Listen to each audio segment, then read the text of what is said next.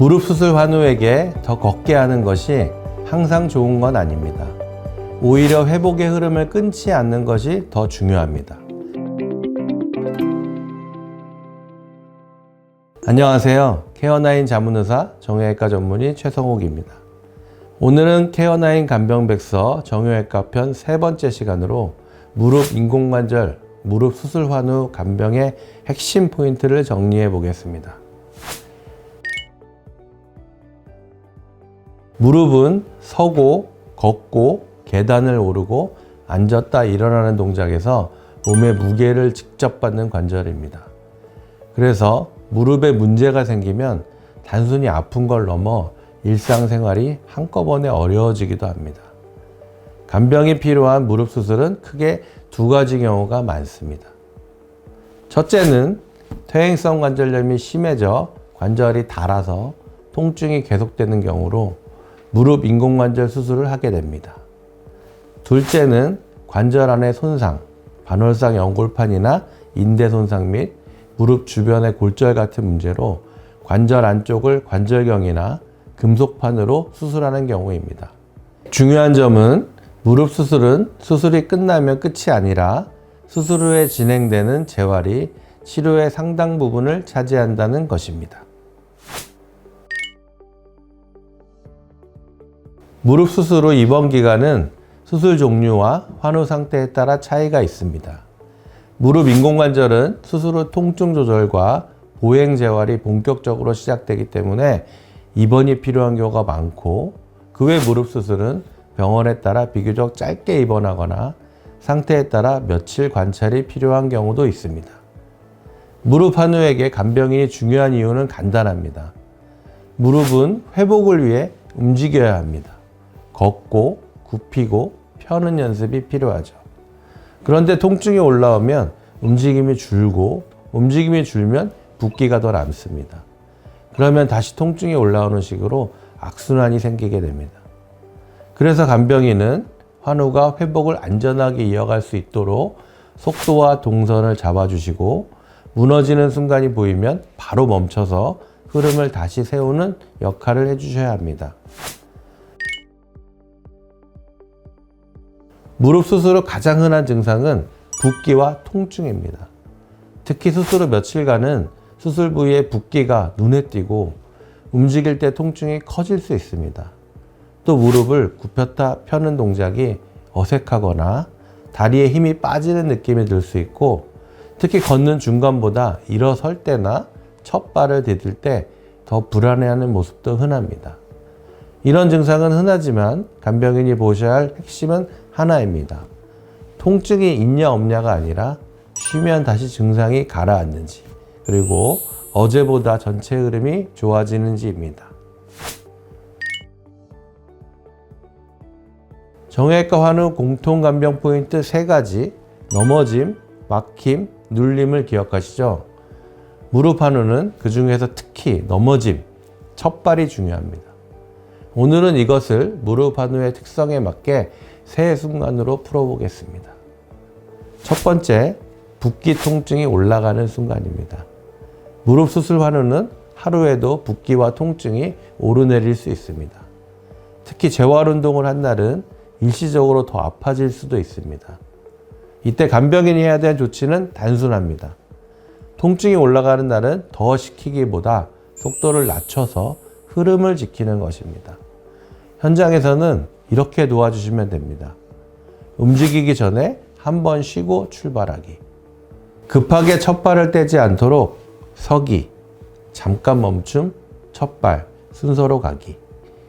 재활 후 통증이 올라오면 무리하게 더하기보다 쉬면 다시 내려오는지를 확인하기. 환우가 힘들어하시면 무리하게 걷는 것이 아니라 허벅지의 힘주기나 발목 운동 같은 무릎 주변 근육 강화 운동으로 대체하기. 핵심은 얼마나 했냐가 아니라 통증이 올라갔다가도 다시 내려오는 흐름을 만들고 유지하는 겁니다. 두 번째, 첫 발이 무너지는 순간입니다. 무릎 환우는 걷는 중간보다 일어설 때, 첫 발을 디딜 때, 방향을 바꿀 때 무릎이 흔들리기 쉽습니다. 이때 간병인의 역할은 환우를 끌어주는 게 아니라 무너질 조건을 지워주는 것입니다. 움직이기 전에 환우손이 난간, 보행기 같은 고정된 지지점을 잡았는지를 확인하고 바닥에 걸리는 물건이 없게 동선 비워주고 방향을 바꿀 때는 급하게 틀지 않도록 작게 천천히 돌 수 있게 옆에서 페이스를 맞춰주셔야 합니다. 첫발이 불안할 때는 이동거리를 늘리기보다 일어나기, 첫발, 방향 전환 이 세 순간만 더 천천히 가도록 잡아주시면 됩니다. 세 번째, 재활이 끊기는 순간입니다. 무릎 수술 후 회복에서 흔한 문제는 큰 사고가 아니라 통증 때문에 하루 이틀 재활이 끊기면서 무릎이 더 굽고 붓기가 남아 회복이 느려지는 경우입니다. 그래서 간병인은 오늘 몇 분 했냐보다 어제 하던 걸 오늘도 이어가고 있는지를 보셔야 합니다. 현장에서는 이렇게 잡아주시면 좋습니다. 환우가 오늘은 안 할래요 라고 힘들어할 때 과제를 전부 하게 하기보다 딱 한 구간만이라도 이어가기. 예를 들어 그럼 오늘은 일어나기까지만 해볼까요? 화장실까지만 한번 가볼까요? 하면 조금이라도 환우의 재활을 유도하는 것입니다. 핵심은 재활을 완벽하게 시킬 게 아니라 회복의 흐름이 끊기지 않게 붙여주는 것입니다.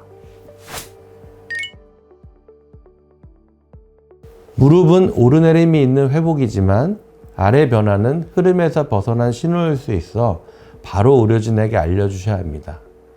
미끄러짐, 주저앉음 등 낙상에 준하는 사고가 있었던 경우, 수술 부위가 갑자기 더 뜨겁고 빨개지면서 열이 동반되거나 진물이 들어 꺼지가 빠르게 젖는 경우, 하던 보행이 갑자기 무너져 첫 발부터 체중을 못 싣는 변화가 생기는 경우, 쉬어도 내려오던 통증이 갑자기 확 올라가서 계속 유지되는 경우, 그리고 무릎 수술 환우도 회복 초기 활동량이 줄어드는 시기에는 혈전 위험이 있습니다. 한쪽 종아리나 허벅지만 유독 붓고 아프다면 바로 의료진에게 알려주세요.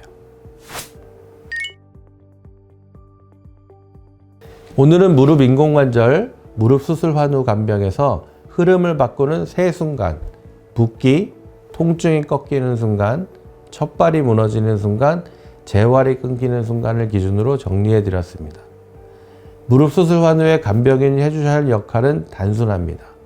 통증이 올라가는 날에는 속도를 낮춰 흐름을 지키고 첫발이 흔들리는 날에는 지지점과 동선으로 무너짐을 막고 재활은 끊기지 않게 이어가도록 붙여주는 겁니다.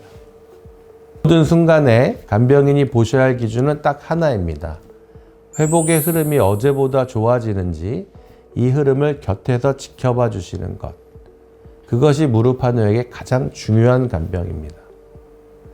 다음 시간에는 척추 수술, 척추 시술환으로 넘어가서 일어나기, 눕기, 자세 유지에서 간병인이 어떻게 도와야 하는지, 그리고 신경 증상은 어떻게 확인하는지를 정리해 드리겠습니다. 감사합니다.